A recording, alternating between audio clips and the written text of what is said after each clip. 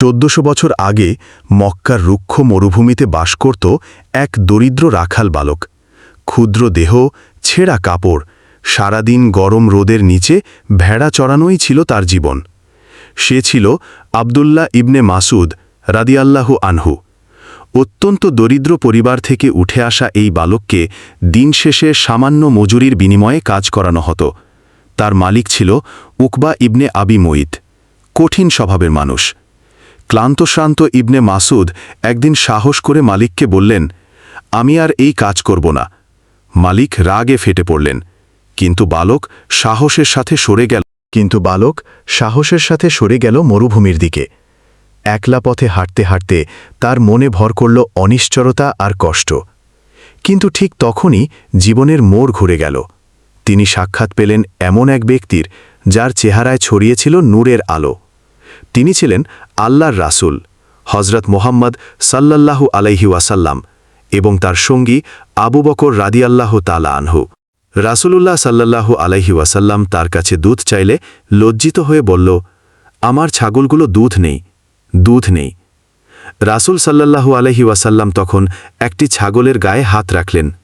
হঠাৎ করেই ছাগলের দুধে ভরে গেল পাত্র।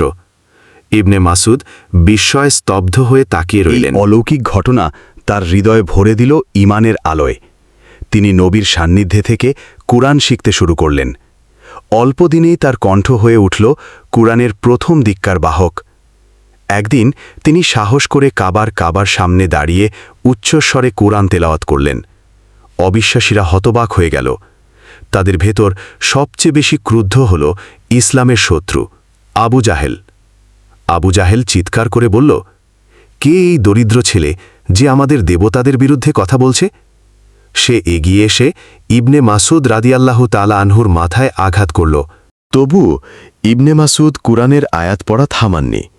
তার মুখে রক্ত, তবুও তার কণ্ঠে ছিল অটল সাহস। কারণ তার অন্তরে ছিল আল্লাহ এবং তার রাসূলের ভালোবাসা। শত্রুরা যতই আঘাত করেছে, তিনি ভেঙে পড়েননি, বরং দাঁড়িয়ে গেছেন আরও দৃঢ়ভাবে। রাতে কাবার সামনে আকাশের নিচে দাঁড়িয়ে তিনি কুরআনের আয়াত তেলাওয়াত করলেন।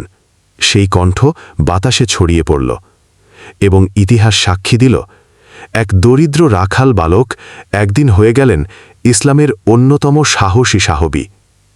ইবনে মাসুদ রাদিয়াল্লাহু আনহু শেখালেন, দারিদ্র্য বাধা নয়, ভয় বাধা নয়, সত্যের পথে চলার সাহসী একজন মানুষকে মহান করে তোলে।